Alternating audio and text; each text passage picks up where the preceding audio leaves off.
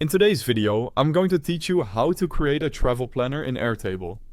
By the end, you'll have a clean, flexible workspace that keeps your trips, daily plans, bookings, and packing organized in one place.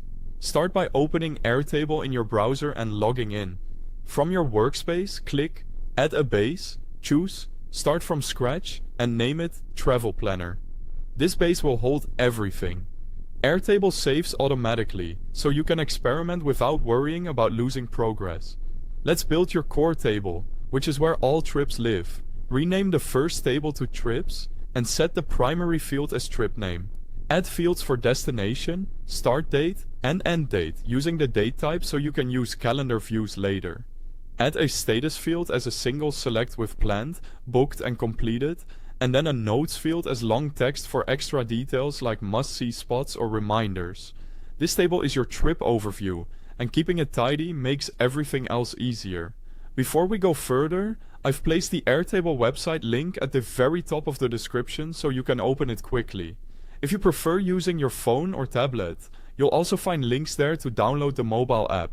Next, create a new table and name it Itinerary. This is where you'll plan the day-to-day. Add activity name as the primary field, then a trip field that links to the trips table. That link is key.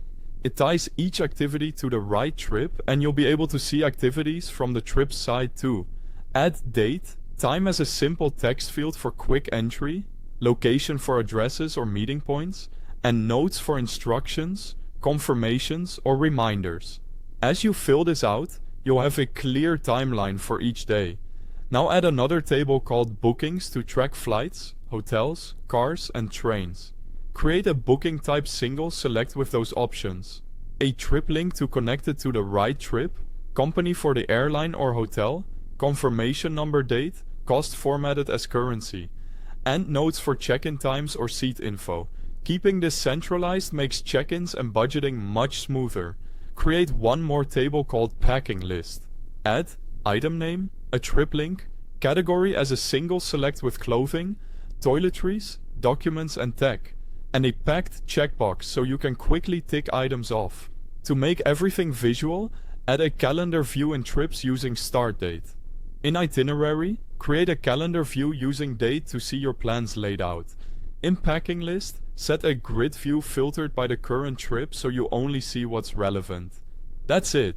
Start adding sample data to test it. If this helped, please like, subscribe, and drop your questions below. Thanks for watching.